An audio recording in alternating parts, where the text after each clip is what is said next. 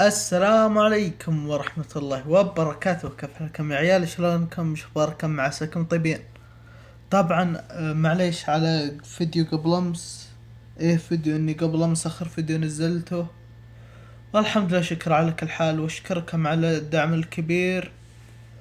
وزي ما تشوفين سوينا كلان جديد عشان صارت مشكلة، وانتم طبعا مشتركيني ولازم تعرفون اللي صار. اللي صار يا طويل العمر اني دخلت بكلاني الثاني الفرع الثاني، وعطيت دقايق.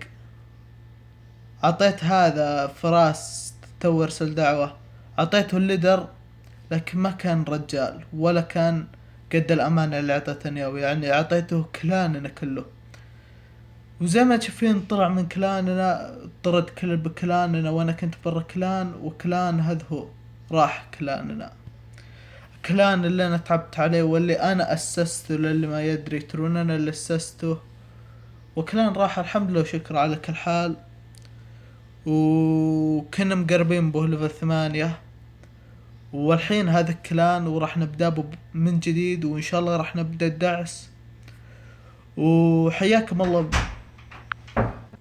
كما الله بكلاني، والله يحييكم كلكم. طبعا نفس شروط كلاننا اللي فاتن، وطبعا شيء عادي راح يفل الكلان بقى الوقت ممكن. حياكم الله كلكم، والحمد لله شكر. قدر الله وما شاء فعل.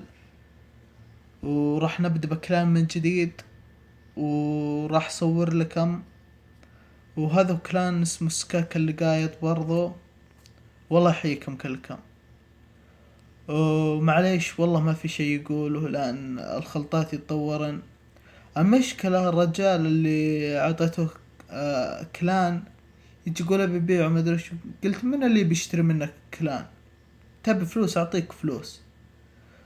واللي تو ارسل يقول شالوه قصته كلان. الحمد لله وشكر على كل حال.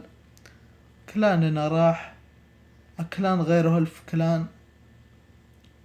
ويلا مع السلامة.